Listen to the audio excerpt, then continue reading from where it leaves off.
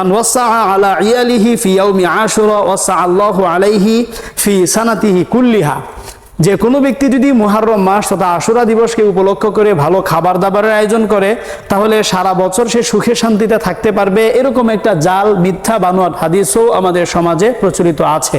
এই হাদিসের ব্যাপারে শেখ আলবানী রহিমাহুল্লাহ তিনি তার দঈফুল জামের 3670 নম্বর হাদিসের অধীনে, এমনিভাবে সিলসিলাতুল হাদিস দঈফার মধ্যে তিনি এই হাদিসের ব্যাপারে এমনিভাবে মিশকাতেও হাদিসটা এনেছেন, হাদিস নম্বর 1926 এবং 1927 নম্বর হাদিস।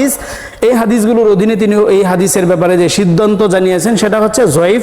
এই হাদিসটি মারাত্মক পর্যায়ে জয়ীফ। তাছাড়া এই হাদিসের ব্যাপারে শায়খ ইমাম ইবনে তাইমিয়া রহিমাহুল্লাহ তিনি বলেছেন ইন্নাহু মাউদুউন।